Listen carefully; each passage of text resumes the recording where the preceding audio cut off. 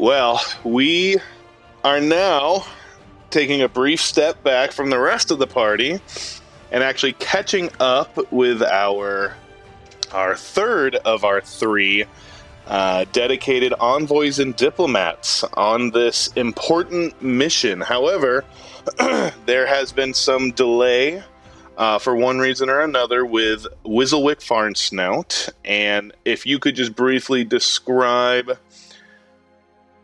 the 4-day journey that was requested as part of the message that was received from Commander Kisrick himself. I will actually go ahead and post that in D&D planning here for you. But this is the message that you, along with your compatriots, received. It is from Commander Kisrick himself. It says, "Heed this summons. We prepare for an assembly at Lake Tharnmere, from the Sea of Ortis, in the western valley of the Balduran Mountains.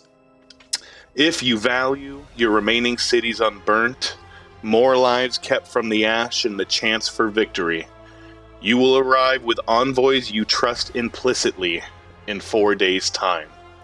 Come in force if you wish. Failure to arrive will be received as tacit approval for your ruin."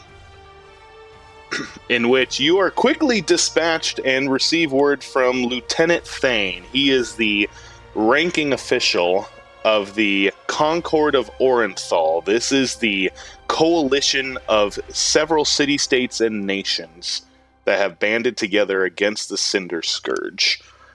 In this development over the next 9 to 10 months, you yourself have had some dealings and have actually found yourself in multiple conversations, even on differing sides of this particular campaign. If you would not mind introducing yourself, kind of describing yourself as you appear, and kind of your station and who you represent, and what exactly happened that brought you into this conflict. Yeah, let's see here. Okay. All right, and then just explain to me once again. So, where is? So I know this is Wizzlewick's introduction, but where is he? Where is this taking place? So, per the message from Commander Kisrick, you have all been summoned. You and the coalition as a combined, if need be or wanted to be, the Balduran Mountains. This is in the spine of the world. This is the far northern reach of Faerun. This is the far extremities of several mountain ranges, actually, some of the largest in the entire region. This particular valley is by a Lake Tharnmere. There is historical transcripts, as it were, of some more ancient or just slightly older dwarven encampments. Hill and mountain dwarves alike have resided in the Balduran Mountains.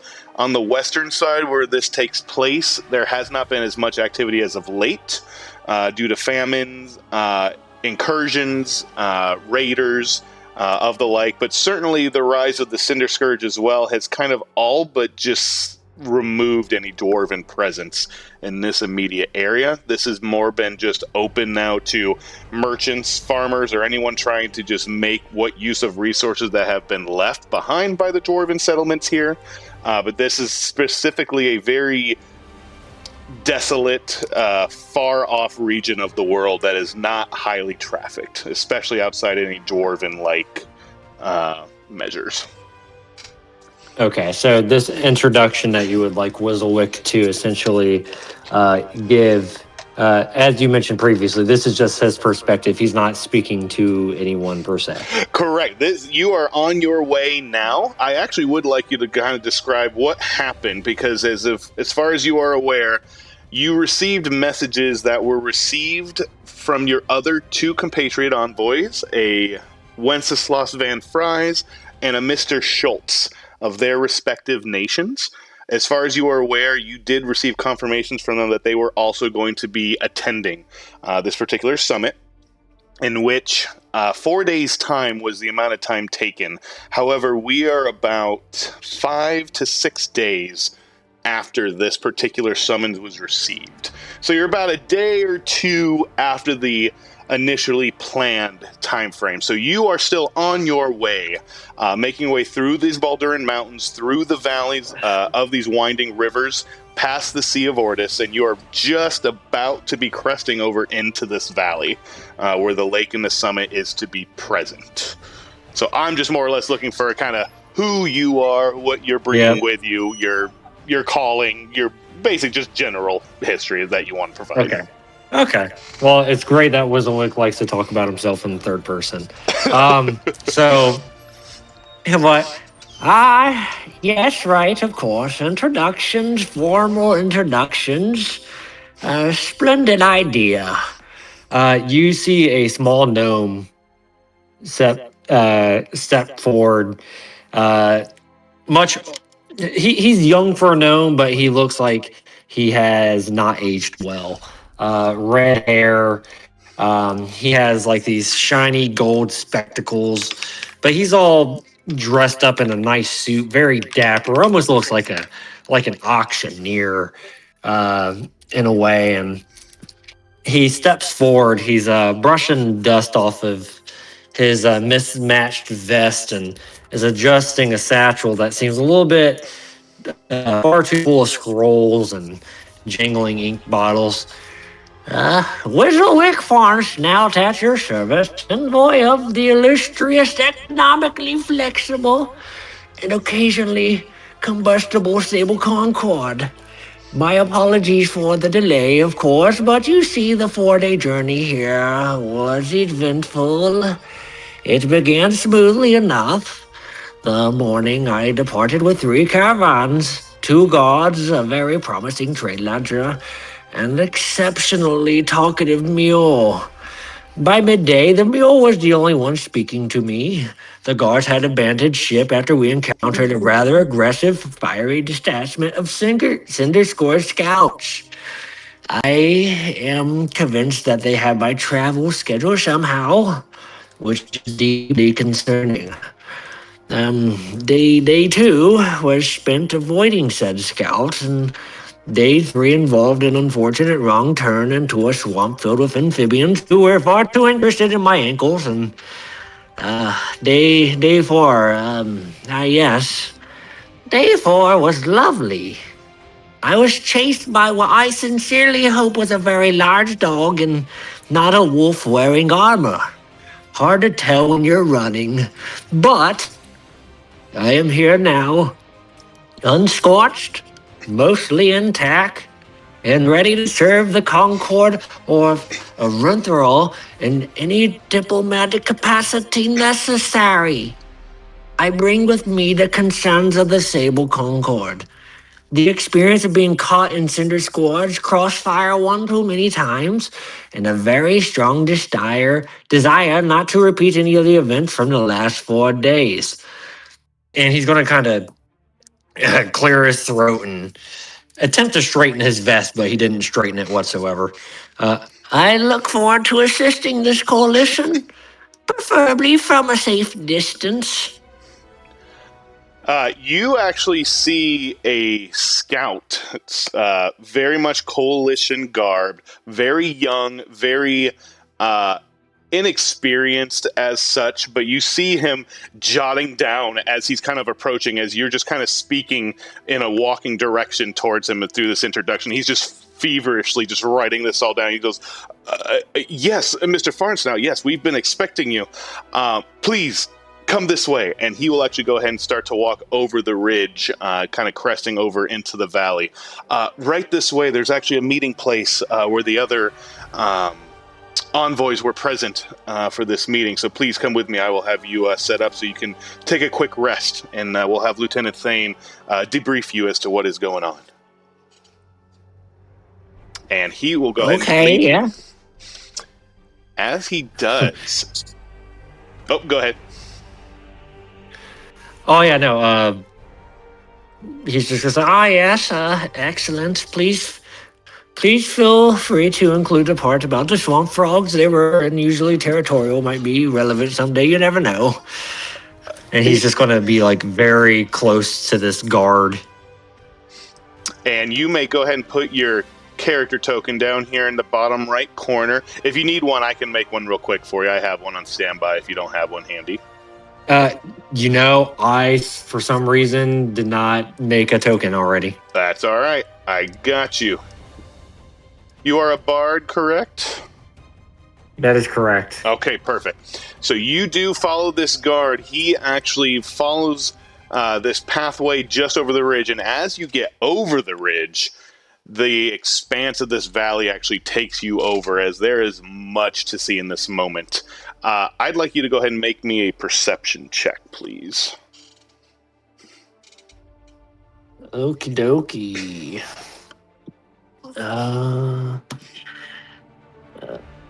Perception check. Do.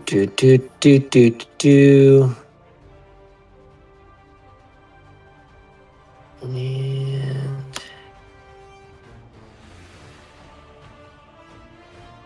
that will be a 9. Okay.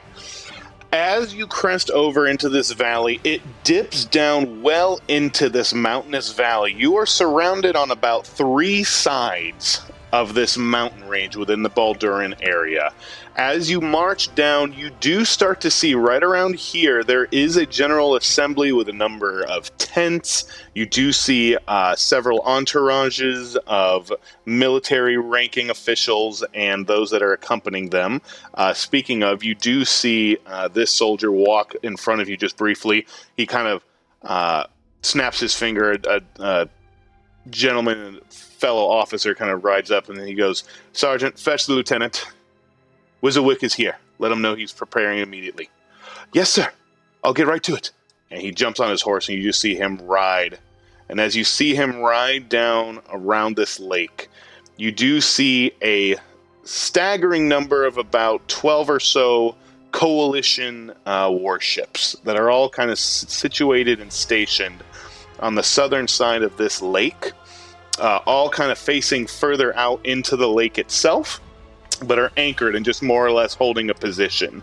Next to them, you do see a good number of about close to 1,000 coalition forces. This is, from what you would best guess, this is more or less the remaining forces of the coalition in its entirety. Through this long year's worth of a campaign, the casualties that you certainly would have been made aware of have been high on both sides of the front, but certainly on the coalition side, the actual strength of numbers has waned significantly over the months that have dragged on. But the 1,000 you see here are immediately poised by a very, very posing kobold force, to which you can see the colors and banners of the guard alike. This is absolutely the Cinder Scourge that you can see. And there is roughly, if by your best guesstimates, would be about 6,000 soldiers facing them off directly in a holding pattern as well, but staring off directly in more of an imposing manner towards the coalition forces. Immediately adjacent to those forces, you actually do see a very large armada of kobold warships that look to be accompanying the Cinder Scourge forces as well. And as you are seeing this, you do recognize, again, the banners, the flags, the sails, the armor. Everything absolutely matches up from what you've seen of Cinder Scourge. This is, to best of your knowledge, absolutely a Cinder Scourge representation. You're not fully aware as to the size overall of what is here, but you did hear throughout the course of this war that there were intercepted messages from the kobolds that did state that as the war drug on, while the casualties were high, there were reports and rumors that support was actually growing over the following months. In fact, the numbers that were coming along with every skirmish in this conflict only suggested that the actual war was only going to continue to escalate from the Cinder Scourge's presence. So what you have seen at this point, certainly a harrowing and certainly intimidating show of force here at the lake. But as you look across this armada as well, you definitely see some bars, some wooden beams are kind of placed in between each of these ships, almost in a blockading type of fortifying position as far as an armada is concerned as well. As from my very crude river here, this would be the river that leads to the Sea of Ortis from the or into the valley. So in this case, this is where these armada ships would only have been able to come from. So they seem to be blocking off the mouth of the river itself and the entryway into this valley. But in that moment, that is what you see currently from here. And this gentleman soldier here, man-at-arms, will go ahead and show you to the head tent of this assembly area for you to feel free to get accustomed and situated however you would see fit. He does offer you some decent food and beverage laid out. It looks like some of it has already been rummaged through by possibly other envoys and certainly soldiers of the like, but there are still plenty to choose from if you'd like to get settled. And he looks to you and just says, "The lieutenant will be here shortly. Please make yourself comfortable. Please rest from your travels, and he will be here shortly." Thank you, young man. And Whistlewick he's going to quickly kind of like he's kind of sneak through the trees and kind of get like what he thinks is he's going to stay hidden, but he's going to try to observe how many warships are out there and what the situation is looking like. And he is he is going to just look very very terrified. And then he's gonna go and sit down where he was initially told to wait. Yeah, absolutely. So as you do take this in, you are hearing, with a 9 perception, you are hearing some kobold chanting and draconic going around on the ground and on these ships. It definitely seems like there's a lively interaction and conversation going on between each other. I would definitely say the coalition forces look resolute in where they stand. However, it does look like the energy is certainly waning in odds just by the sheer force of what you see here, but they're absolutely standing their ground specifically where they stand. It looks like both sides are absolutely planted into where they are standing for the moment that you've entered in here. However, it's not very long before you do hear more patter of hoof prints of horses as a ranking officer makes his way over to the gathering assembly. He dismounts, makes his way into the tent, and you do see the very familiar. This is also a relatively young, as far as leadership is concerned. This is a very young ranking authority of the coalition of Orenthal, Lieutenant Thane. The reason that you would have been made aware is because, unfortunately, the general in charge of the coalition was lost very quickly into the campaign. Leadership preceding him as well in combat, unfortunately, also fell very quickly over the course of this long, drawn-out war, in which case leadership and follow-up leadership, unfortunately, has actually been hard to find and hard to manage with the escalation that has taken place. So Lieutenant Thane has now reared this honor/blessing/curse of maintaining what order he can for the remainder of the coalition. But nonetheless, he does greet you, and you do see, as he enters the tent, he recognizes you immediately.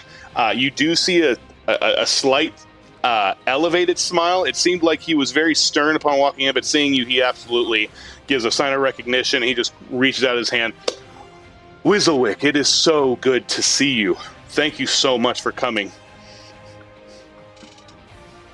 Oh, yes. Absolutely. You've been nothing but good to me so far, so I might as well, repay the favor. Um, so, yeah, yes, Lieutenant Thane, by the Concord, it is good to see a familiar face. And he's going to kind of laugh a little bit, and he's going to be like, I was beginning to think the only voices I'd hear today would be the chanting kobolds and panic scouts.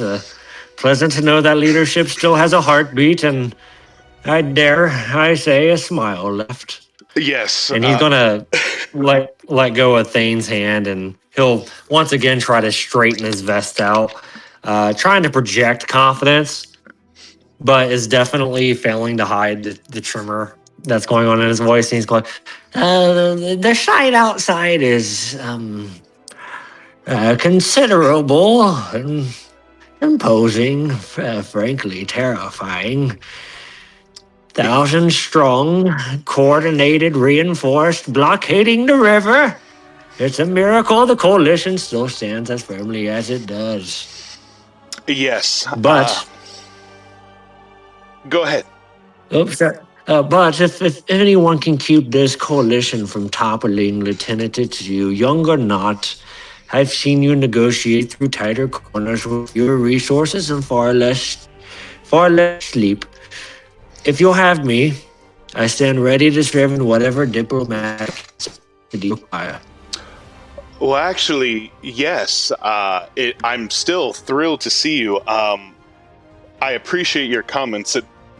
Believe me when I say I have my concerns as well. I certainly do feel today is actually a possibility of a new stretch forward for peace, and I believe you and your comrades are going to be the ones to thank for this.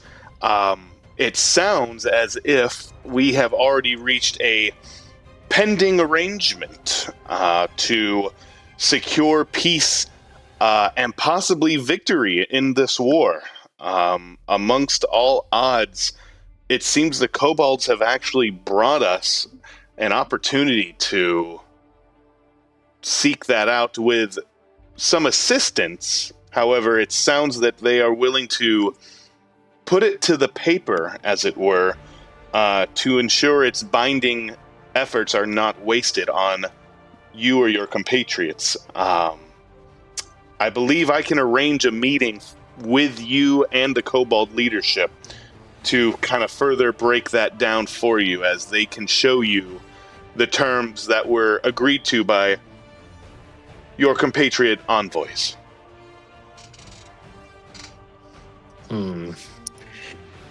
Yes, a meeting must be had. I wouldn't want anyone else negotiating.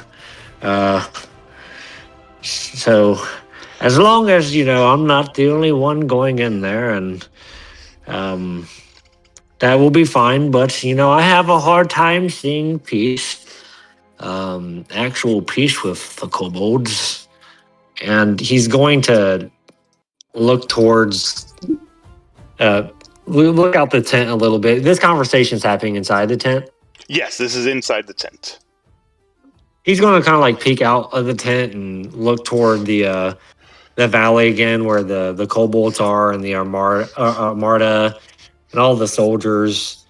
And I'm like, well, this is remarkable, unexpected, even a little bit encouraging, though. When kobolds offer assistance, I do often check for small print, and then larger print, and sometimes teeth marks.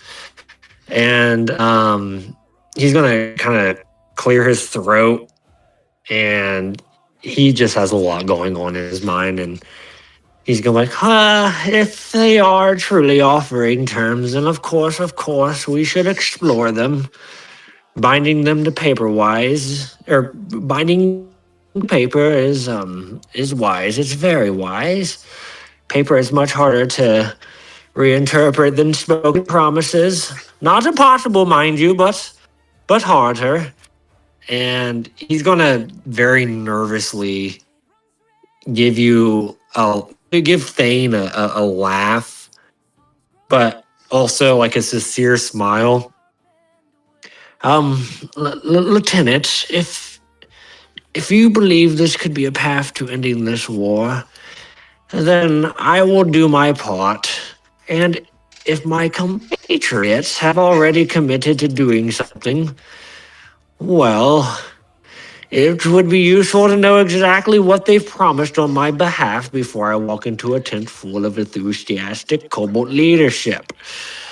Well, Um, I uh, can assure you the agreement that has been made was not made on your behalf. As far as I've been made aware, this agreement was only made by your other two envoys that accompanied Early. In this case, you have not been bound to this agreement. However, I would love for you to also provide your input and overview of those very orders that were already agreed to. If you feel so confident to agree to them, by all means, I feel that your signature, if you agree to them, would only make this agreement even more stronger between us. I do agree. So how long until we think this meeting can be? How much time do we have? Well, and he kind of looks over the horizon. He sees the soldiers of his that you actually briefly heard music actually start to hear amongst the troops. Unfortunately, there are a number of drums that start to pick up from the Cobalt Armada. And you hear some jubilant cheers trying to drown out the coalition forces. But as you do and you look out, Lieutenant Thane just looks and goes, I think they're ready for you now. As you look out, you see 5 more Cobalt warships making their way into the river behind the existing armada. However, one ship supremely decorated. The 4 behind it are very different in that they are warship in structure. However, there are very large cages on top of them. They appear to be prison ships. Could you make me another perception check or investigation, whichever you prefer?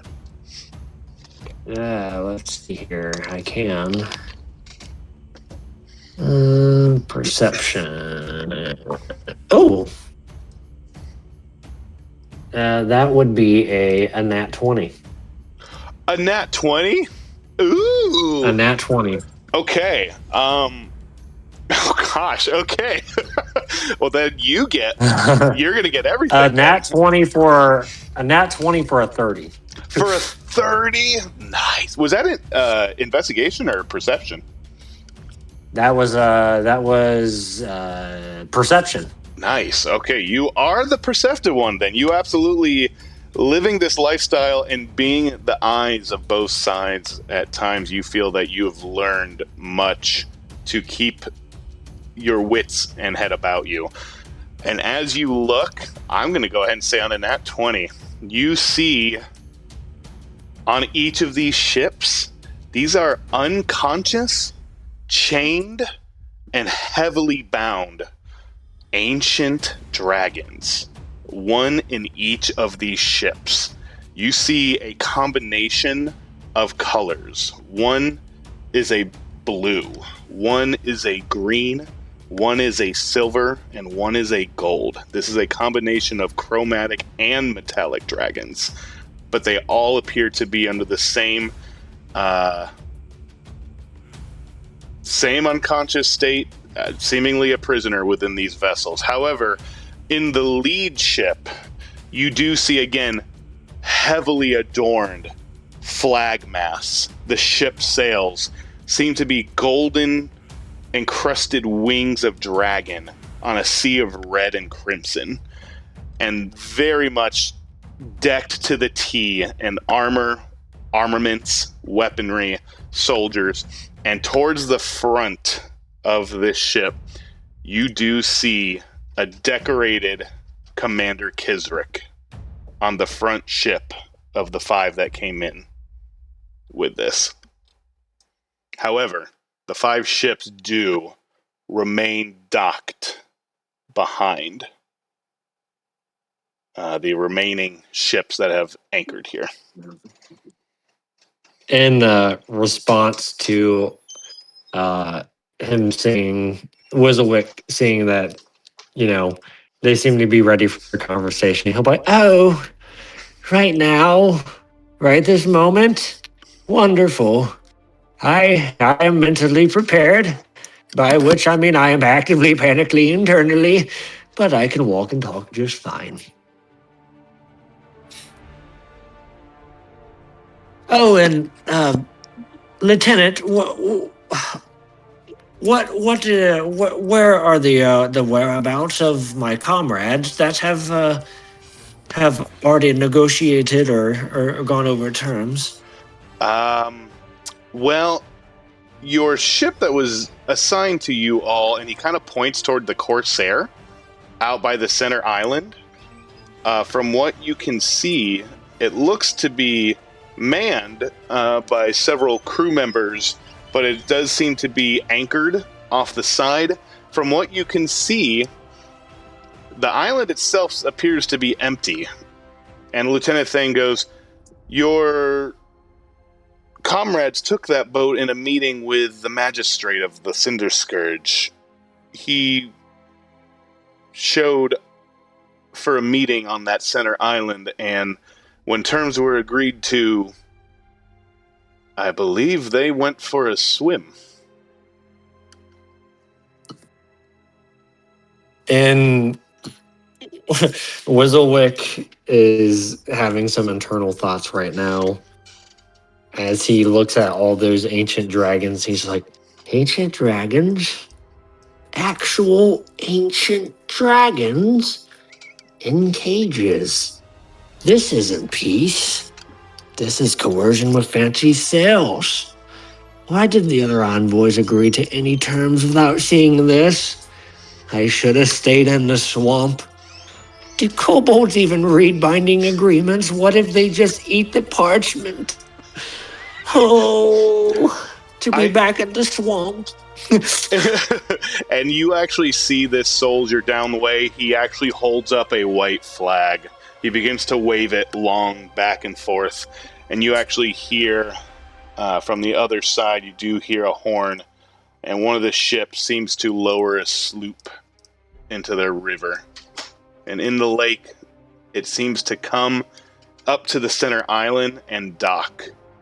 As you see a small coalition of kobolds, and a very decorated one seem to escape the sloop and stand towards the center of the island. They also then proceed to hold up a white flag and wave it as well. And this soldier down here kind of looks back and says, "They're opening communication!" Lieutenant Thane turns to you. "Well, I think I would leave it to them to describe the terms that were agreed to. I believe they are holding on to the very agreement, but it sounds like they were very open to share and scrutinize the agreement before it was signed to. I believe he will be the one to further explain that to you. I'm happy to send my entourage along with yours. They will absolutely keep you safe and will help escort you on the island should you see fit. They will keep you safe for this meeting."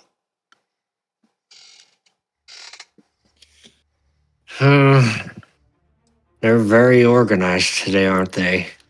Which is always a sign of something deeply unsettling is about to happen. Yes, I can. Quite visibly opening it, and he's just kind of mumbling under his breath, and he will just say, "Shall we?"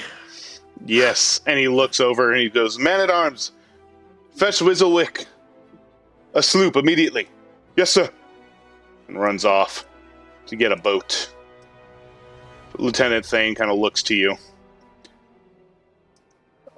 I don't know exactly what all was discussed, but as far as it sounds like the terms that were agreed to by the other two, it sounds like they are pretty open and honest with their intentions. I think you should at least hear them out.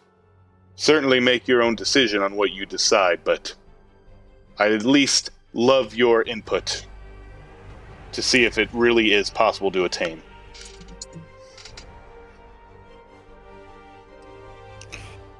I won't let you down. I know you won't. But for right now, I need to return to my men. They will be excited to see you joining, though, the talks. I'm sure they will uplift their morale in some regard. And I thank you for your speed and your wisdom in this.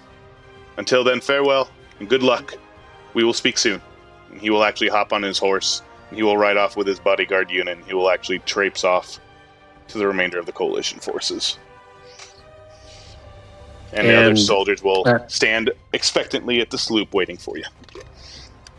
As as he's looking at this boat, he's gonna start to get onto the boat, but he's going to grip the railing with both hands as he steps aboard, and he'll be like, yes, a boat as one does, and nothing says silver discourse like riding directly toward the heavily armored opposition. And he's going to sit very gingerly, and of course his legs are going to dangle. He's going to be gripping the seat literally with white knuckles as the boat would push off. And of course, once the boat pushes off, he's just going to be comforting himself with like, steady now. Steady. Let's not tip. Let's not splash. Let's not attract anything with teeth. And the magistrate is out on the island, so he can see the magistrate, right? Yes. So you can actually see it's a good handful of just individual, it seems like bodyguards, surrounding a very decorated elderly one that seems very finely dressed, but that's what you can kind of make out. It seems like there's one expectantly next to the one waving a white flag. Would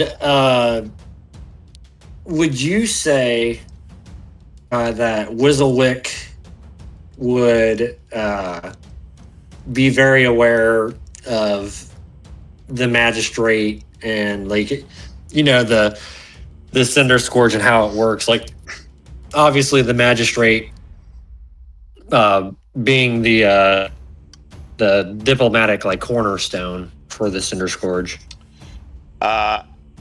How much talks have you had with the Cinder Scourge since the start of the war?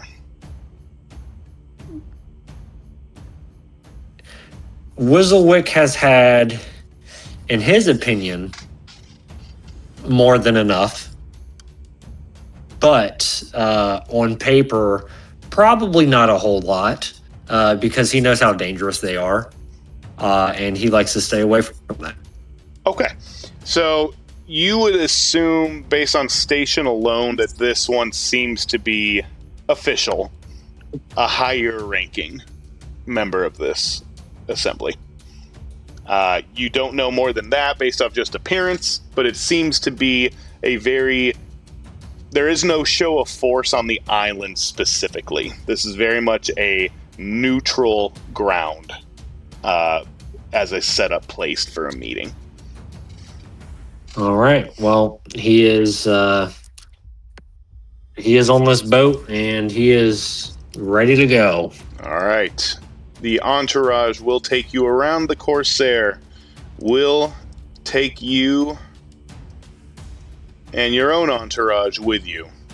They will disembark with you, however, keeping the boat handy, and they will actually form a flank around you as you get off. As you do, you notice this island is not very well kept. It's very blank on the map here, but I'll just kind of describe it as very overgrown, lots of weeds, nothing really kept or much less pleasant about it. It's just very much a general placement of moss, seaweed, dirt, gunk, and rock. It's basically all it is on this island. But you do see, as soon as you get off the boat, the company surrounding this decorated fellow come to attention and look towards you and your entourage. As they seem to see you walk forward, you do see the robed one kind of taps his staff several times. The entourage goes to attention. They fan out in a line, but they open up the space for a robed magistrate to make his way towards you. And he gives you a slight nod and a quarter of a bow, almost, towards you with his staff. In response to that, Wizzlewick will step forward, and he'll kind of, you know, he wants to look super confident. So he kind of like puts his hand up towards his entourage to be like, "I'm good." And in response to the bow by this robed one, he will also give him a very deep formal bow, which is probably more deep of a bow than necessary, but he's trying to hide his shaking. And he'll say, I thank you for granting audience. I come as envoy of the Sable Concord to review, discuss, and if the stars are kind, help finalize the terms of my fellow envoys have begun. And he's gonna like force a very polite smile because this man just does not want to be, he's in the middle. He's used to being in conflict, but he doesn't want to be hurt. He's going to say, may this meeting be fruitful, peaceful. And as he looks towards the dragons, and ideally free of live demonstrations. You kind of see, as you've been talking, he's been actually kind of stepping up. He's a slightly elderly kobold, so obviously not very big in stature, but neither are you. So I would actually say you're relatively comparable in stature. He has a decent-sized staff that he carries with him, but very finely dressed. Large black and red robes. He's got some linen sashes. He's very decorated, but in this moment, he's actually been kind of looking through you as you've been speaking, and there's almost a sense of recognition. His eyes slightly widen with a little bit of anticipation as you speak, but he seems to just ignore you completely. He just goes, Sable Concord? Am I in the presence of Wizzlewick Farnsnout? Wizzlewick his pupils are gonna dilate a little bit because he's like, oh boy. Like he doesn't know if he's like, happy that he is known or if he is terrified.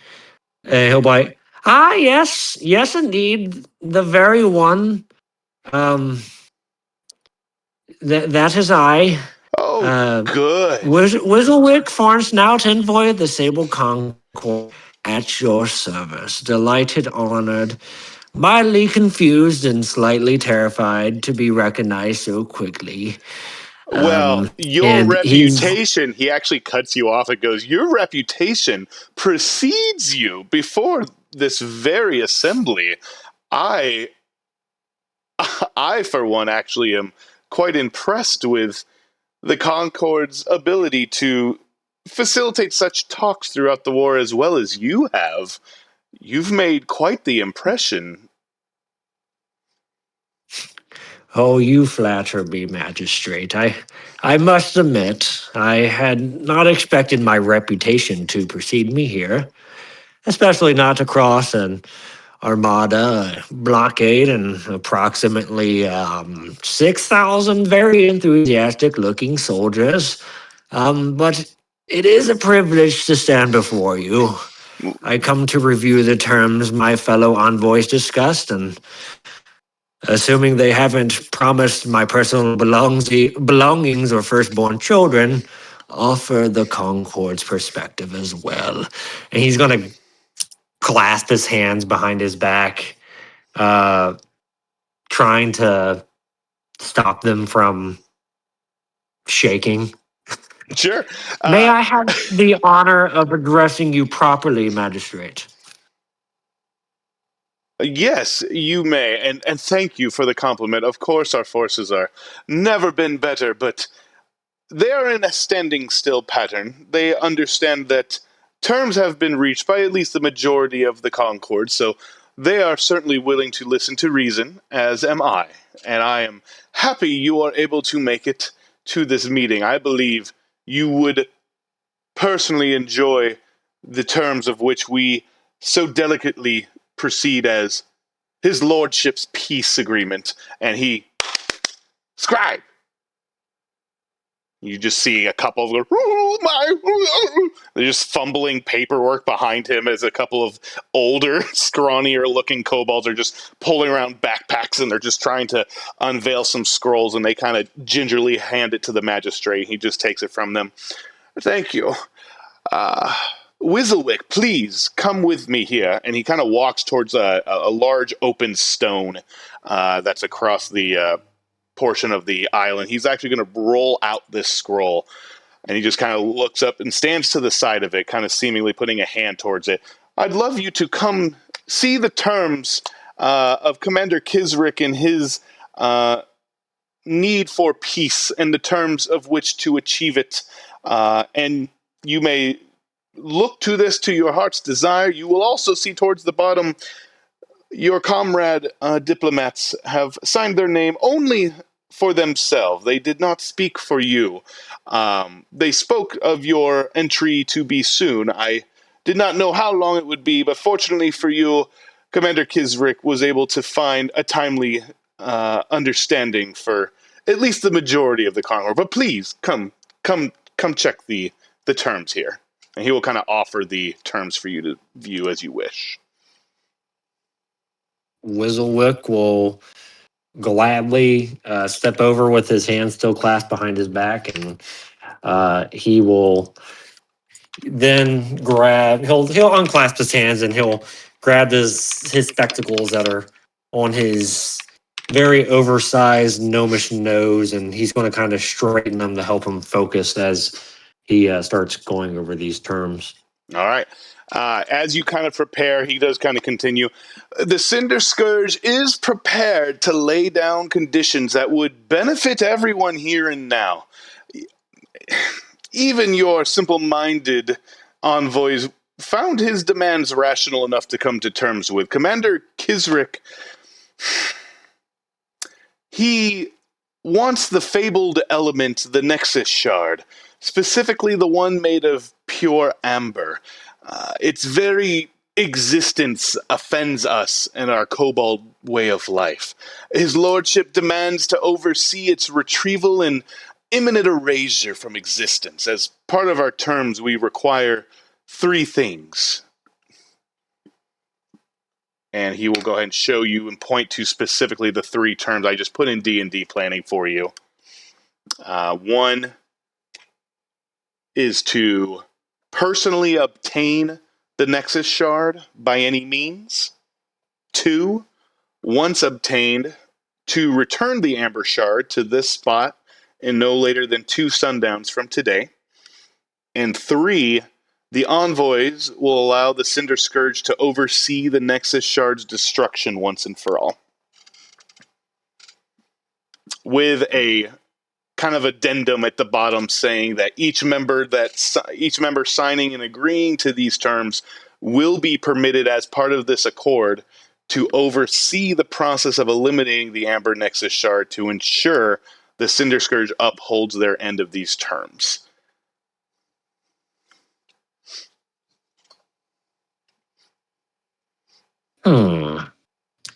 So these are the terms that you guys have come to agreement on, I see. Yes. Do you go ahead. you honestly feel good about these terms? You don't feel like it's leaning one way or the other. You don't feel like you're getting cheaped out of this.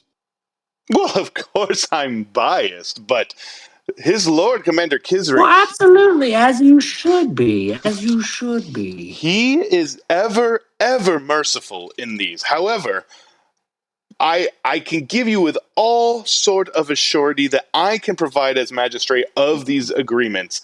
If you were to follow each of these conditions exactly as instructed, I have assurances that Commander Kisrick has given me, as dignitary, the approval that he himself will accept your actions as resignation to furthering this war.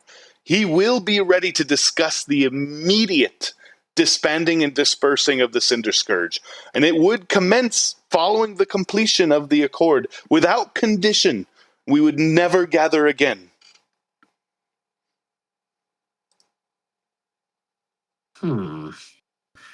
So, as long as this Nexus shard is obtained and destroyed and then returned in the very spot no later than 2 sundowns from today, honestly, in a perfect world, these terms would be completed in no matter than a couple of days. Yes, his lordness would absolutely have the expediency of mind to ensure that this was resolved quickly. No sense dragging this out indefinitely. It's been dragged out enough. Besides, he is very much looking to end such hostilities for such a prolonged time, anyways, due to the nature of warfare and the nasty business behind it. Death has been shed on both sides. I'm sure you can agree for far too long as is. That is why he is willing to come to such terms to allow even the Concord to find their avenue to victory.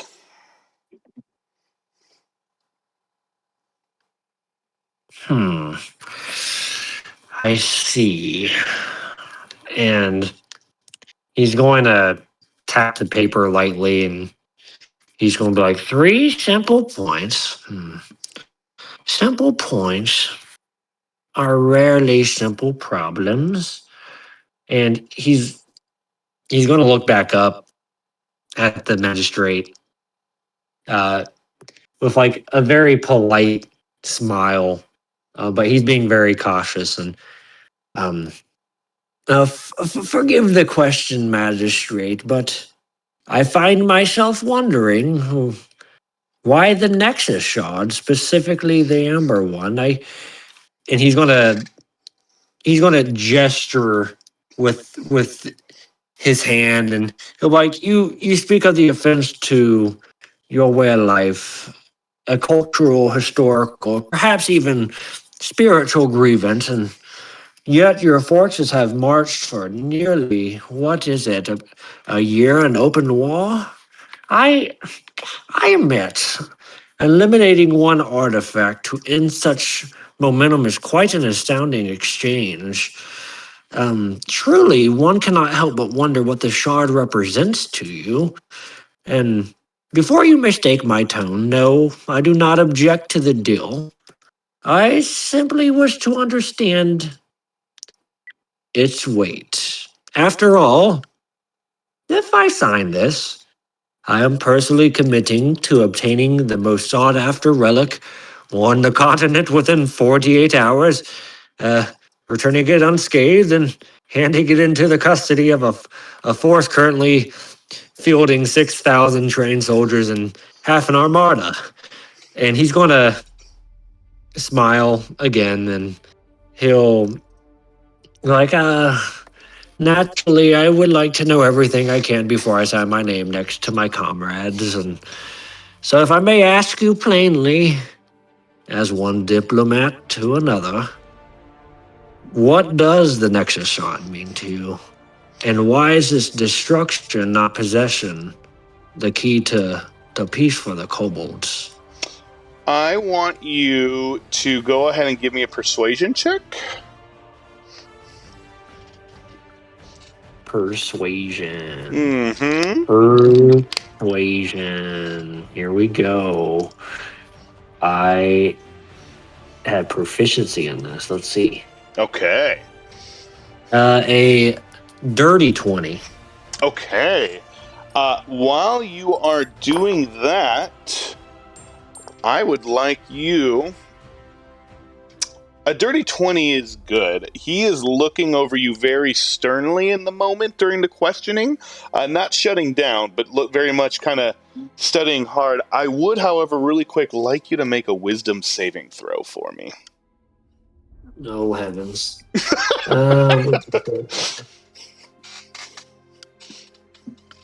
That will be a 13.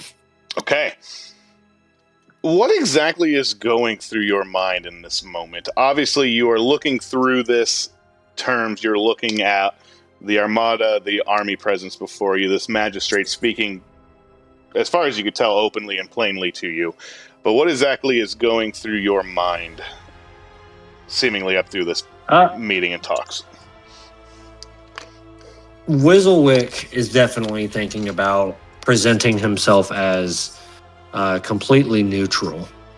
Almost, he wants the magistrate, especially he also wants Kizarik to know that gnome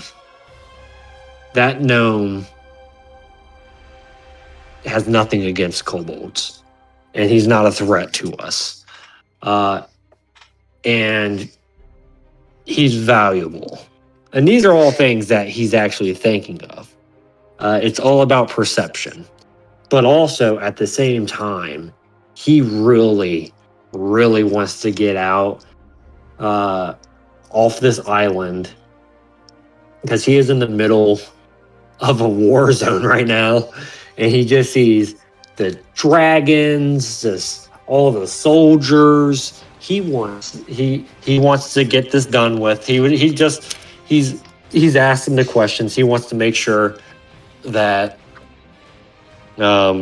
he is indeed that his signature is indeed of value, and he wants to be alive. Okay. And he realizes there's nowhere to hide. Okay, perfect. So, as you're asking this question, he's studying you intently, and you almost seem to notice he's kind of frozen in thought for a moment as he's just looking, like he's still processing. However, when you do ask the question, he kind of blinks and goes, "Well, yes, your compatriots asked just the same. This Nexus shard, this foul relic of, to be honest, damnation for our kind, it seems nothing more than an imposition of will against our people. We don't see its use on this plane, as none that I am aware of have ever been able to wield or use it, yet its very existence is very impulsive and restraining to our kind. If you might be aware of kobold nature, you might understand that it is very hard for kobold to resist certain urges when pressed upon them, and some may not be as strong as the shard itself, but this one is exceedingly a problem that must be dealt with. Hence, we haven't had access to these regions to address the problem as of late. However, given the escalation of this war has given us the prime opportunity to let others do the dirty work for us and ensure that we both get what we want. His lordship understands a good deal when a good deal presents itself. But that is why we need this shard erased. Its very existence offends us and must be put away for the betterment of all." Well, I have no reason to doubt anything that you said, and it's like this shard needs to go bye-bye. And as he's saying that, Wiswick, he's signed plenty of contracts. He would like to investigate his comrade's signatures and see if he would be able to tell if they were forged or not. Sure. So I would actually say, since these are comrades you have worked with in this war, I'm going to give you advantage on that. So you can. What kind of role are you? You're just trying to like insight, or are you trying to investigate? What are you trying to see if there's like magical nonsense going on? What exactly are you looking at specifically that you're trying to? That's how I can just decide what type of role to make you do here. Just based off of, him signing and overlooking plenty of contracts, and he's seen the signatures of his comrades since he's worked with them before. He would, I wouldn't necessarily say he would look for magic right away. He would just, his mind would probably be sharp enough to know, like, oh, that letter in the signature, that's not how wide he makes his R's or something like that. Like, he would just remember his comrades' signatures to the T. So yeah, go ahead and do investigation, but I'll give you advantage on this because you are well versed in their handwritings, as you've worked very closely with them in the course of this war. That will be an 18. Okay, you look through these very carefully. The magistrate goes, "Scrutinize to your heart's content. By all means, your comrades did the same." But as he does, you look over these. You have full access to this, so you are able to get in close and very meticulously speculate. These are absolutely matching signatures that you have seen before. As far as you can tell, there is nothing on here that would show that this has been tampered. This is very nice but plain parchment. The ink itself that was used is non-magical to your telling. There's nothing else that would show otherwise as any type of foul play of any kind that you could tell. Good to see you. And good to see you too. And Hello. I love you guys.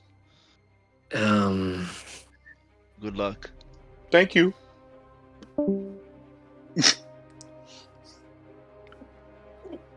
I will say, while you're looking it over, the magistrate will pipe in too and just say, and will say, "Now, to be forthright with you, of course, in all essence of the truest word that his lordship commands, you do not necessarily need to refuse these terms, as it has already been signed for. Again, not for you, but in place of you if you choose to not go with this. However, if any failure to comply with the outlined demands," he kind of looks around, "there will be nothing left here except regret within the Valley of securing peace in this region. So really, this is more or less just a kind gesture of, you do not need to sign if you do not see any reason to. If you don't doubt my words, let your comrades come through and see what they provide in your stead. But please know, I would love to see what someone of your stature and your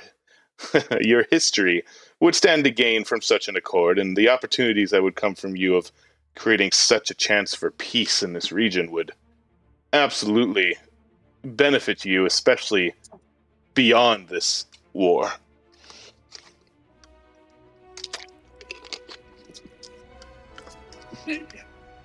As Whistlewick finishes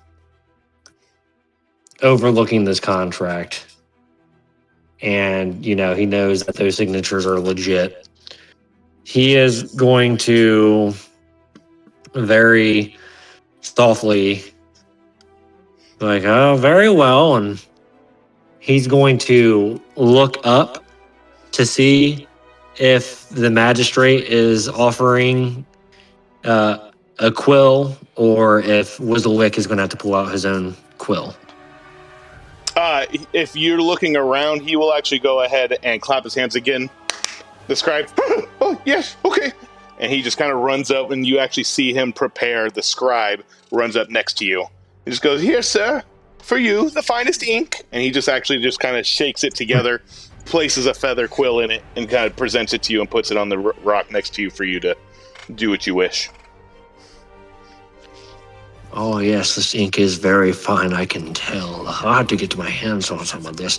Okay, in the name of the Sable Concord, and for the sake of ending a war that has cost far too much already, he's going to start to sign his name, and he's going to say, Whittlewick Farnsnout commits. And as he signs his name and, dots his eyes, he's going to set the quill down gently and almost like he's like putting a glass object on a shelf. And his shoulders are going to rise and fall in a very long breath. There. Ink before sundown. Let the record show I've done my part. And he's going to turn to the magistrate and he's going to offer a bow, not as deep as the last one. Now, I suggest we begin immediately. 2 sundowns is long, and I do believe dragons, caged or otherwise, have excellent memories. Oh, very well.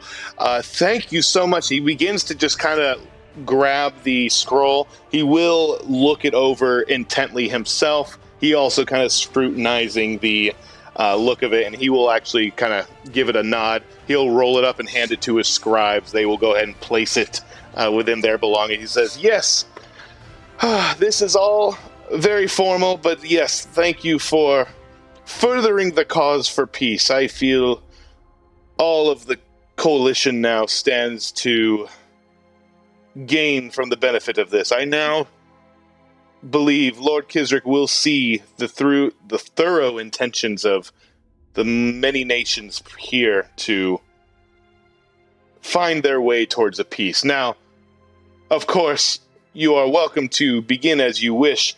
I would recommend you see your commanding officers, for they may describe more as to what to expect in your preparations, but I believe your envoy friends have already begun their journey. I think it was he's kind of looking up towards the sun.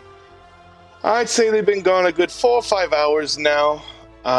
There might be an opportunity for you to still catch them if you hurry, but see to them however you wish. Again, you've signed the contract 2 sundowns from today. I will, as you can expect, be awaiting patiently here with his lordship, and we will anxiously await your return. It's been a pleasure. I just wanted to get back to having my trade routes and no longer be disturbed and go back about, my normal doings, my day-to-day. So, not too thrilled to get onto a boat and catch up to these comrades of mine, if I'm being completely transparent with you. And I appreciate the formality. Contracts have a way of making intentions very clear, and clarity is something we are in short supply of these days. And please extend my gratitude to Lord Kisrick. His willingness to put trust in envoys rather than more bloodshed will not go unnoticed by the Concord or me personally. You said 4 to 5 hours?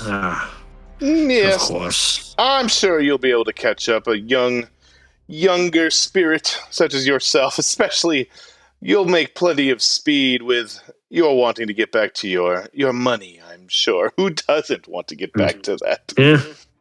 But no matter, I have short legs, but great incentive. And he's going to clasp his hands back behind his back and try to make himself look a little bit taller. Magistrate, thank you again for your candor. I will return before the second sundown with progress, or the shard itself. Preferably the latter. Much yelling, much less yelling that way. Until then, may wind favor your patience and may nothing explode in my absence. And he's going to give him one final bow. Agreed. Speed to you as well. And he'll give a smile before he smacks his staff. The soldiers will come to attention and surround him. They will board the sloop, which will return to the ship that he came from, joining the rest of the armada, and he is gone.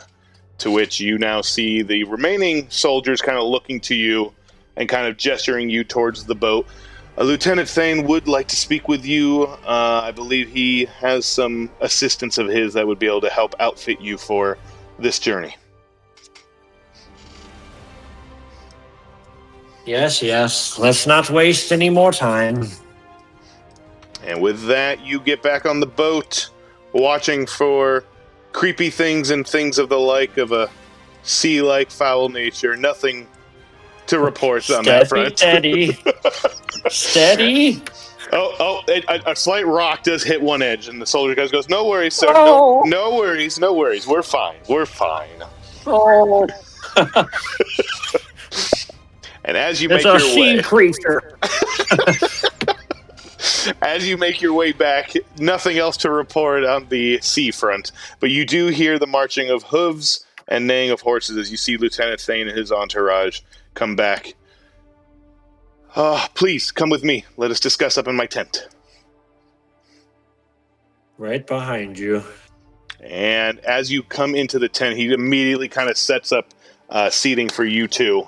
He shoos the other officers away, and it's just you and him in the tent. He goes, "Well, how were the terms for you? Did they also seem agreeable?" I definitely have seen more favorable terms. Now, of course, I question these terms, and at the end of the day, I mean, you saw the presents that they came with, dragons, and 4 to be exact. That's all I could see. I did sign it. I did. They were fair, more fair than a force that size has every right to be. But Thane, they want the Amber Nexus shard destroyed by us, supervised by them, 2 sundowns. 2, as he lifts 2 fingers up. And my comrades have already been traveling towards it for nearly 5 hours. And he's going to kind of start rubbing his head a little bit.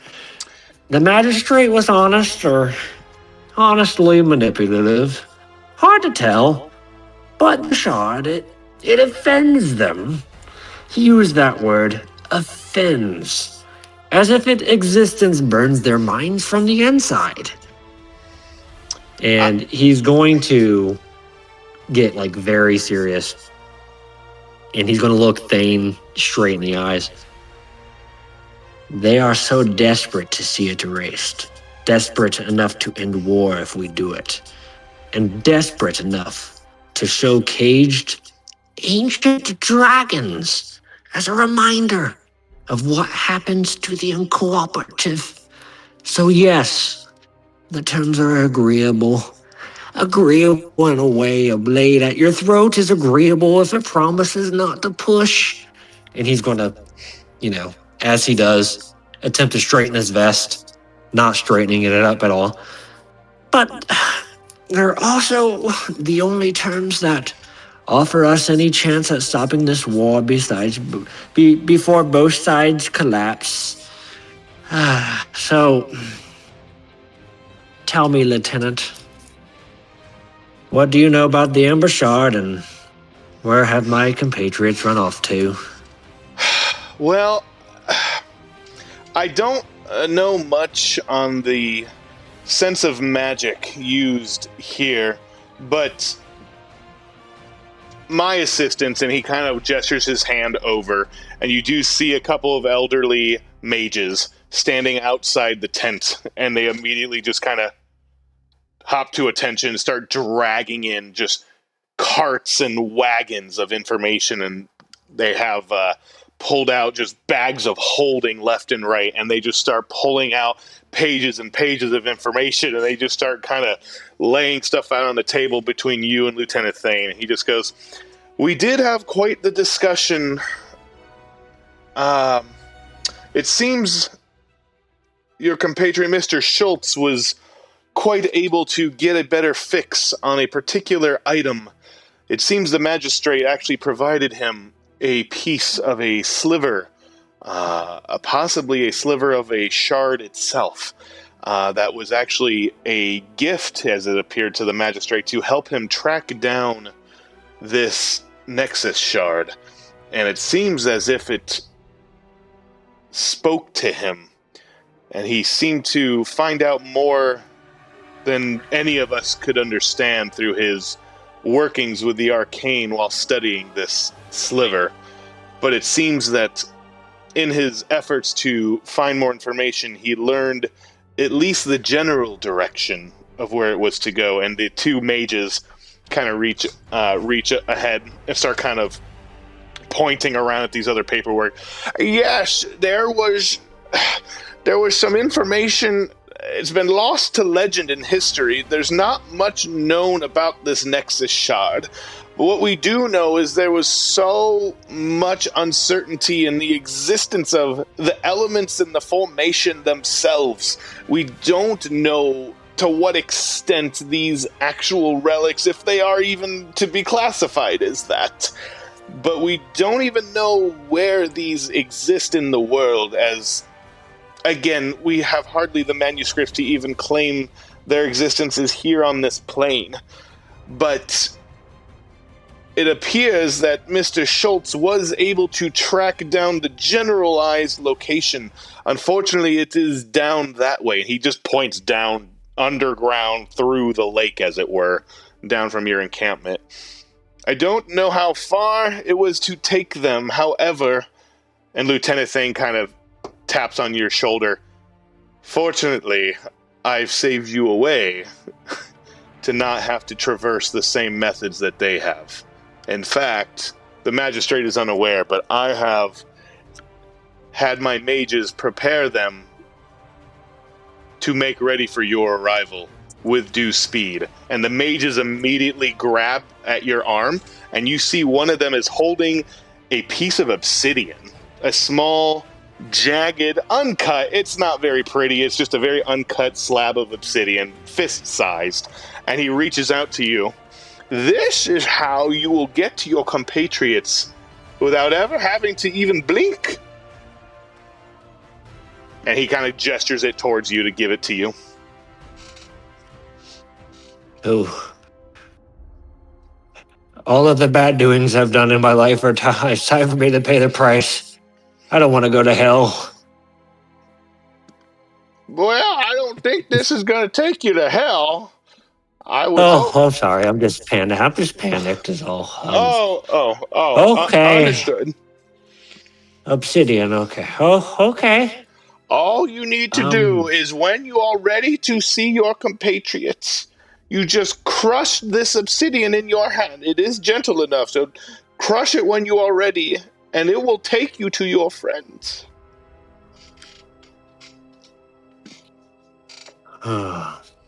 Well, I do appreciate this young mage. "Oh, you're too kind. Me and my 87 years, I've seen so many things, and I keep learning new things. I feel younger every day."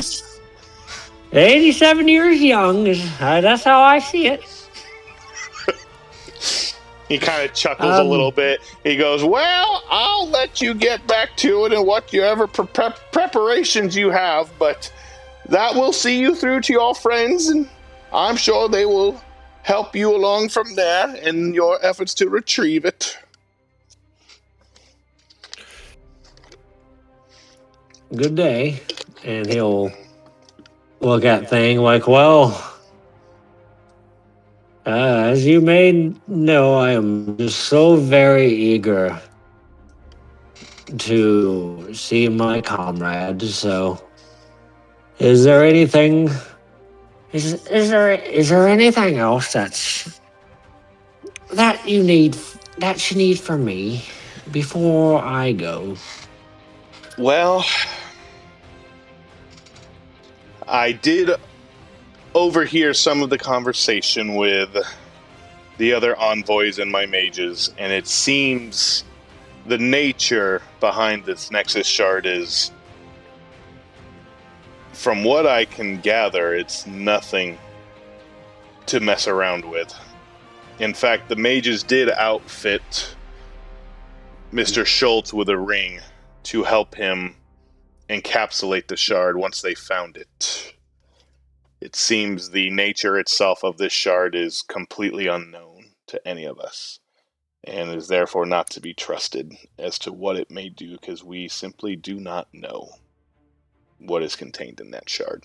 But if the Cinder Scourge wants it badly enough that they're willing to risk, well, not even risk when it's this simple. He just kind of like stumbles to himself from a, if they're willing just to discuss terms of peace over this shard when they're in the most favorable position,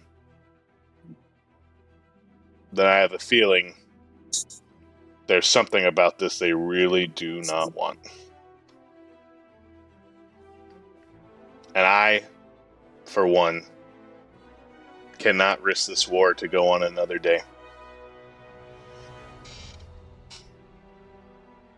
I want what men are left to make it home to their families.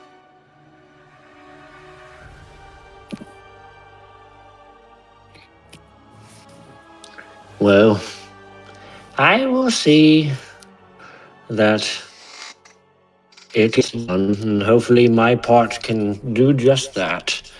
If there's nothing else you need, then I think I'll step outside of this tent, and I think I will crush this obsidian and go to my comrades. Okay. Again, Wizzlewick, thank you for your help in this as well. I cannot speak for the coalition itself, but I can extend my personal thanks to all three of you for what you are doing here. There, boy. Just save the thanks for when it's done. We're still in this war. We need to get rid of it. So thanks can be in order after. That We have is too much fair. to focus on. That is fair. With that, I will let you prepare for your final leave here, but I will be looking for you upon your return. Rest assured, my men will absolutely be looking for the moment you are to return. Right. And he will nod, and we'll leave the tent. And Lieutenant Thane kind of gives you a salute as you stands up, and he begins to turn around to his reporters and begins to issue additional orders for the remainder of his time here. But as you step out of the tent, you kind of get that tense feeling you've been getting this entire time since arriving here. The weight of the Sable Concord has never really felt as strong on your shoulders as this moment, but you feel in this brief of a moment, despite all uncertainties and questions and fears you have going on in this moment, you feel for the first time in almost a year since this war began that it's very possible true peace can be attained for both sides of this conflict. And now, the three of you, with all three of your signatures, you have shown why you were chosen to establish this monumental agreement. And peace can finally be achieved, and you three now are the architects that have shaped how it will be going forward.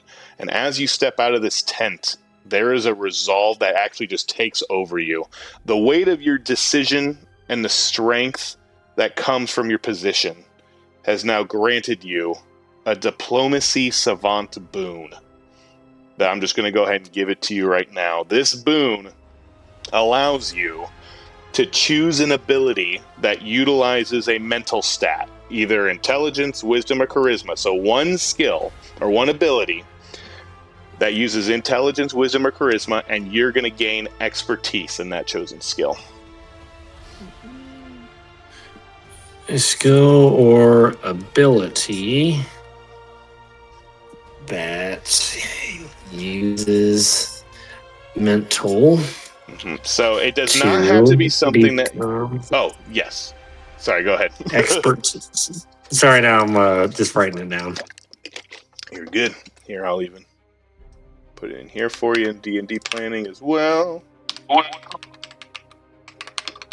And then, once I get the chance, unless you have other stuff, I would like to RP Whizzlewick crushing the obsidian.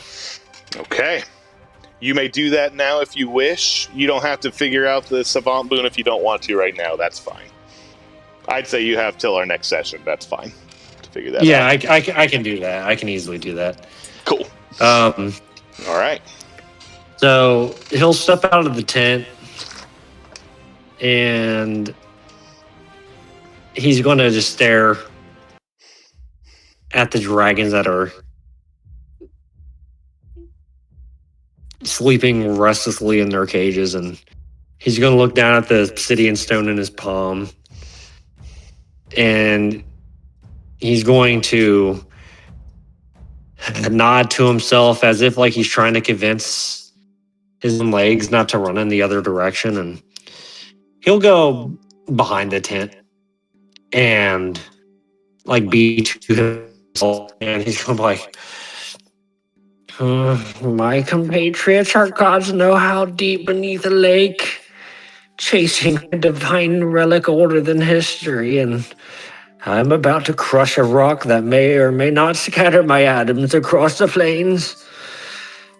And he's just going to instantly, like super fast, with a purpose, point his finger in a random direction. Record this moment.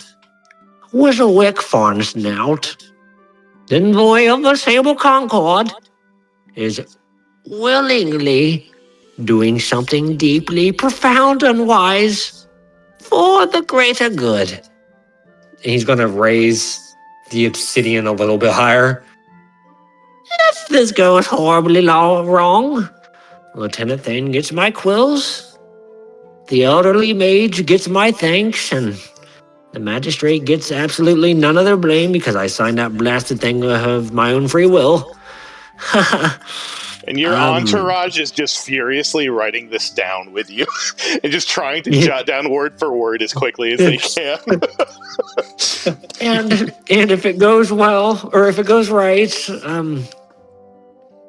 then my friends had better appreciate the dramatic entrance I'm about to make. And he's going to look up in the sky. Please don't send me to hell. Please don't send me to hell. Please don't send me to hell. All right, here goes everything. And he's going to close his fist around the obsidian and crush it. As you reach out, holding this obsidian, it feels very weighted with purpose. Light, but weighted with purpose. And you hold it out, you look out once more. You hear the commotion of slight liveliness in the coalition force around. As more talks of a peace agreement is being reached, you hear chants in Draconic from multiple kobolds as well, seeming just trying to rile up some unease in the area. But this culmination of sounds of just anticipation of the unknown is waiting. And as you grip, the sense of this slightly colder afternoon all of a sudden is gone as your body now stops and you just get twisted and pulled into almost nothingness. And you hear a faint hum.